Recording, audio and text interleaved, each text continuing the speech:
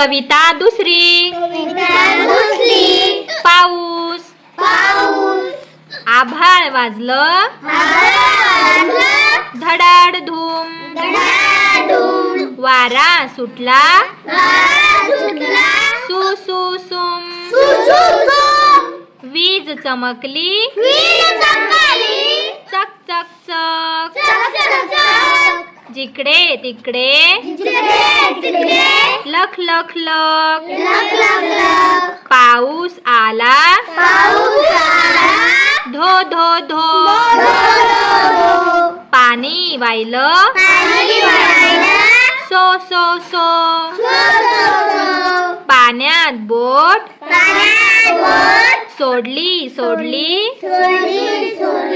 हातभर जाऊन बुडली बुडली. बोटीवर बसला बेडूक बेडूक. तो ओरडला डरावडूक डरावडूक डरावडूक. हे बघा, ही जी आपल्याला कविता दिली, हे जे गीत दिले आपल्याला, त्याचं नाव आहे पाऊस. काय नाव आहे? पाऊस. तर या कवितेमध्ये आभाळ वाजलेला आहे बघा. इथं आपल्याला सगळीकडे आभाळ दिसत आहे आणि हे आभाळाचा आवाज कसा आला आहे?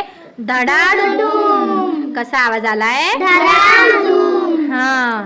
आणि बघा वारा पण सुटलेला आहे. वाऱ्याने बघा झाडं इकडे तिकडे हलत आहेत आणि वारा खूप सुटलाय.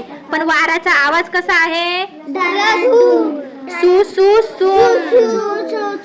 वाऱ्याचा आवाज कसा आहे? सु सु सुम. आता इथं वीज चमकली आहे, दिसती का वीज?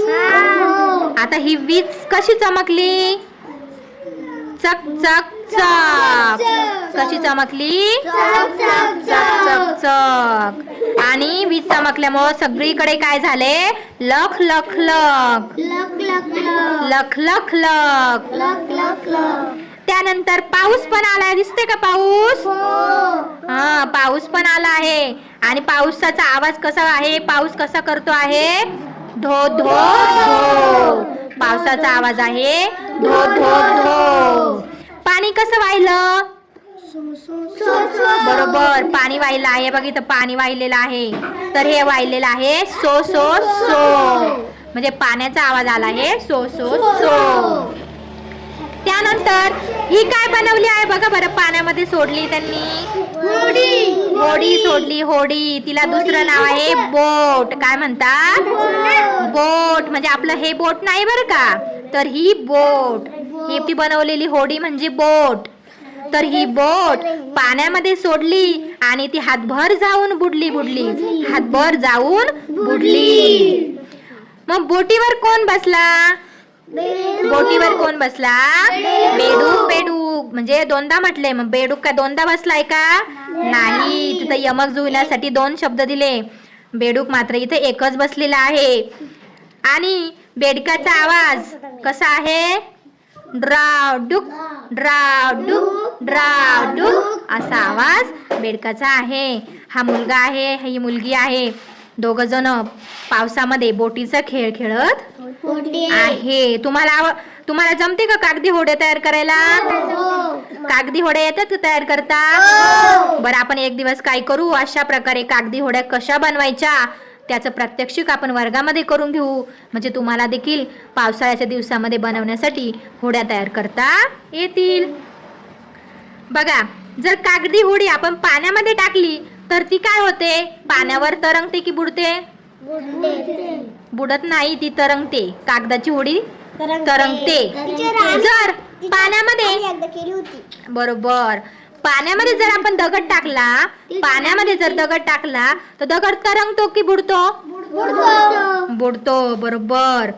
म्हणजे होडी तरंगते आणि दगड हा बुडतो, हो की नाही? आणि हे ध्वनिदर्शक शब्द आलेले ह्या पाठामध्ये. आभाळाचा आवाज, वाऱ्याचा आवाज आलेला आहे, विजेचा आवाज, त्यानंतर पावसाचा आवाज, पाण्याचा आवाज, त्यानंतर बेडकाचा आवाज. आता आपण पुन्हा एकदा रिव्हिजन करूया. आभाळाचा आवाज कसा होता? धडाड धूम. वाऱ्याचा आवाज कसा होता? वाऱ्याचा आवाज होता सुसू. वाऱ्याचा आवाज कसा होता? विजेचा आवाज चक चक चक. विजेचा आवाज आणि जिकडे तिकडे लख लख लख. जिकडे तिकडे लख लख लख. पाऊस आला. पावसाचा आवाज सांगा. पावसाचा आवाज पाणी कसं वाहिलं? So so so. मग लक्षात राहू दे की पावसाचा आवाज वेगळा आणि पाण्याचा आवाज वेगळा. पावसाचा आवाज होता धो धो आणि पाण्याचा आवाज होता सो सो.